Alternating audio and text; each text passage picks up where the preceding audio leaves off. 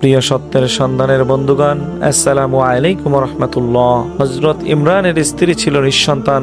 একদিন তিনি দেখেন একটি পাখি তার সন্তানদেরকে আদর করছে।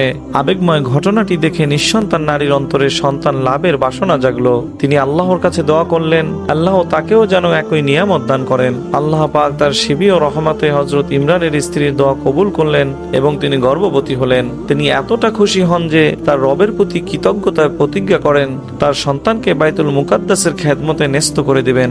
এই প্রতিজ্ঞা করার মুহূর্তে সেই নারী ভাবেননি যে তার ওরসজাত সন্তান ছেলে হবে নাকি মেয়ে হবে। বাইতুল মুকাদ্দাসের খেদমতে তো মেয়ে সন্তানকে নিয়োজিত করা সম্ভব নয়। তারপর যথাসময়ে তার প্রসবের সময় হলো। তিনি যা ভাবেননি তাই হলো। তিনি একটি মেয়ে সন্তানের জন্মদান করলেন। এই কন্যা সন্তান ছিলেন বাহ্যিক এবং আত্মাদিক উভয় সৌন্দর্যে অনন্যা। সেও ছিল তার রবের একজন অনুগত বান্দী। তারপর আল্লাহ তাআলা এই মেয়েকেই সন্তুষ্ট চিত্তে কবুল করে নেন। তার জন্মের কিছু সময় পর তার ঘরে প্রবেশ করলে দেখা যেত নানা মৌসুমে বাহারি ফল ফলাদি। এই ফলগুলো ছিল আল্লাহ পাকের পক্ষ থেকে পাঠানো তার জন্য রিজিক। তিনি যখনই ইচ্ছা করতেন অলৌকিক উপায়ে এগুলো তার ঘরে এসে হাজির হতো। হযরত ইমরানের এই কন্যা সারা বিশ্বে আজ পর্যন্ত আলোচিত। তার ওরসে জন্ম নেয় পৃথিবীর বিখ্যাত ব্যক্তিদের একজন। তিনি মেরি বা যাকে বলা হয় মারিয়াম অর্থাৎ সালামুন আলাইহা। এই কুমারী মারিয়াম যার কাছে ইচ্ছা করলে আল্লাহর রিজিক এসে হাজির হতো। আল্লাহর ইচ্ছায় তিনি গর্ভধারণ করলেন। তাকে নিয়ে সমাজে নানা কথা উঠল। এত কথার মুখে পড়ে তিনি লোকালয় থেকে দূরে এক জায়গায় আশ্রয় নিলেন। সেখানে তার কাছে খাবার নাই, মাথা গোজার ঠাঁই নাই, অথচ তিনি সন্তান সম্ভবা। অতঃপর মারিয়ামের প্রসব বেদনা উঠল।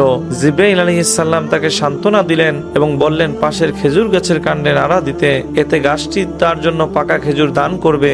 এত কষ্টের মুহূর্তেও আল্লাহ কি চাইলে তার জন্য পূর্বের ন্যায় অলৌকিকভাবে রিজিকের ব্যবস্থা করতে পারতেন না? তিনি তো পারতেন তার রূহ জিবরাইল আলাইহিস সালামকে দিয়ে খাবার পাঠিয়ে দিতেন। কিন্তু তিনি আদেশ করলেন অন্যতম শক্ত একটি গাছের কাণ্ড ধরে নাড়া দিতে। সেই সময়ে যখন মারিয়াম তার জীবনের অত্যন্ত দুর্বলতম অবস্থায় রয়েছেন। এখন পর্যন্ত শুনে কার মনে কি এসেছে জানি না। মনে হতে পারে আল্লাহ তাআলা বান্দার জন্য কষ্ট চান, সহজ চান না।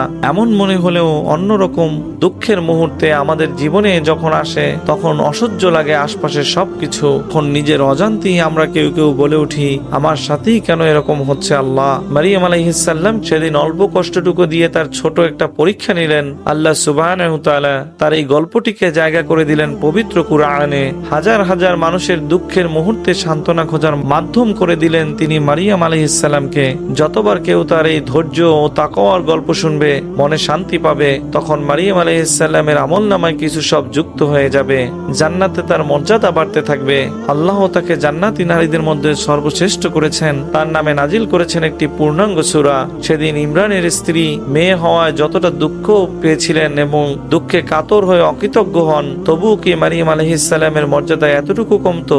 আর মারিয়াম আলাইহিস সালাম যদি তার দুঃখ কষ্টে আল্লাহ তাআলার অবাধ্যতা করতেন, তবু কি তার ওরসে ঈসা নবীর জন্ম হতো না? আল্লাহর পরিকল্পনা অনুযায়ী সবই হতো। শুধু আল্লাহ তাদের সাময়িক পরীক্ষায় ফেলেন মাত্র। তাও শুধু এই জন্য যে তিনি যেন তাদের মর্যাদা বৃদ্ধি করে দিতে পারেন। সেই দুনিয়ায়, যে দুনিয়ায় শুরু আছে কিন্তু শেষ নেই। আমাদের জীবনের সুখের মুহূর্তগুলোর কোনো মূল্য নেই যদি দুঃখগুলো না থাকে। দুঃখ কষ্টের মুহূর্তগুলোতে হতাশ হয়ে আমরা শয়তানকে সাহায্য করি, অথচ কুরআনকে আল্লাহ তাআলা বান্দার জন্য পথ প্রদর্শনকারী বানিয়েছেন, অন্তরের শেফা বানিয়েছেন। আমরা আল্লাহর থেকে মুখ ফিরিয়ে তারই অবাধ্যতা করে কিভাবে শান্তি কামনা করি? আমরা কি নিজেদের প্রশ্ন করি আমাদের আমলগুলো ঠিকঠাক করা হচ্ছে কিনা? আমাদের দৃষ্টি হেফাজত হচ্ছে কিনা?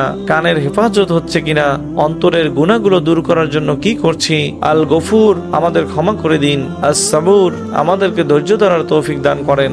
আমিন। ভিডিওটি ভালো লেগে থাকলে অবশ্যই সাবস্ক্রাইব করে চ্যানেলটির সাথেই থাকবেন। আসসালামু আলাইকুম ওয়া রাহমাতুল্লাহ।